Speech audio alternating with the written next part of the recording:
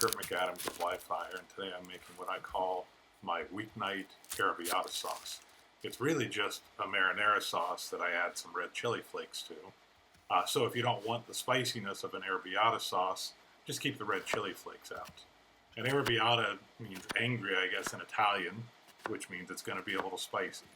We start by dicing a medium sweet onion, and I like to dice them fairly fine because you don't want big chunks of onion in the sauce.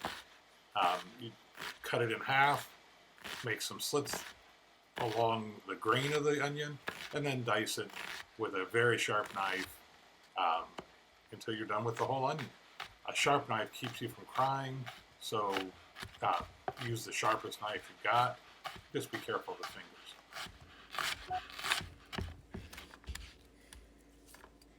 We're going to be making some arrabbiata sauce, and I'm starting by putting just a little bit of, I can't believe it's not butter, in the skillet. We need to do that to help with sweating the onion that we've got.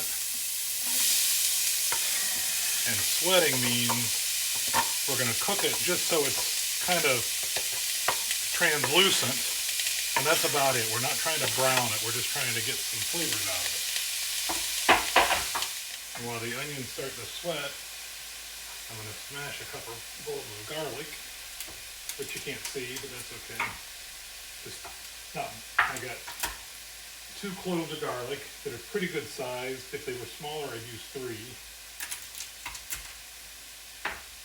I just smash them with a knife, and I'm going to chop them up, and then we're going to add them right to the onion.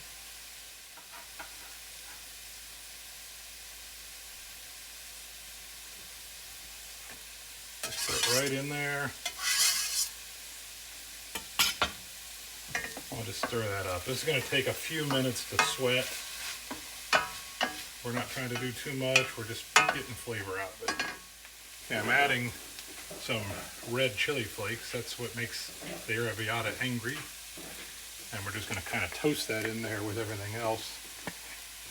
Toasting it gets a little more flavor out of it than just dumping it in the sauce. Okay, now you can see the onion and everything's sweated. It's kind of translucent. Only took about 4 or 5 minutes. Now I'm adding 2 15-ounce cans of this organic tomato sauce from Costco, another great find at Costco. Or you can do 1 28-ounce can of tomato sauce, which is easy to find usually.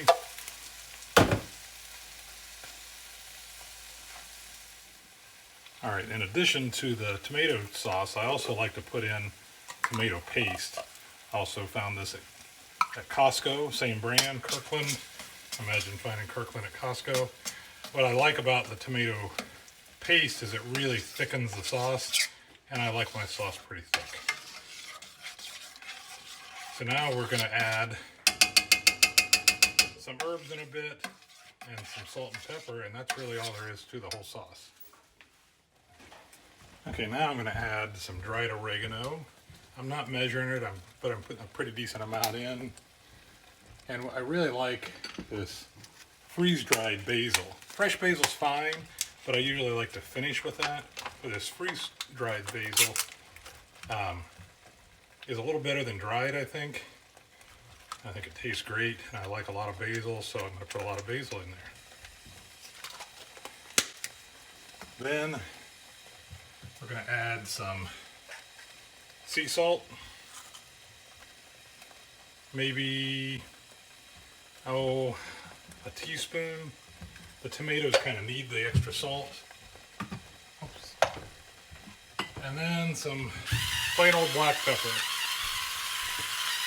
Not too much. And there you have it. That's the whole sauce.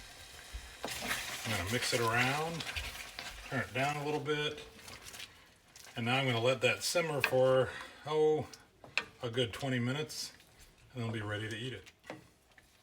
You can serve it with just about anything you want. It's just going to be delicious. We decided to have the arrabbiata with some pan-seared shrimp. Put a little garlic in the pan, let it get browned a little bit, then sear the shrimp on both sides. We served it on top of spaghetti squash, added the sauce, added the shrimp, a little chopped basil, and some sea salt. Before you serve the sauce, taste it. If it needs a little more heat, add a little more red chili flake, and just enjoy. Let me know what you think of it. Here's a list of the ingredients.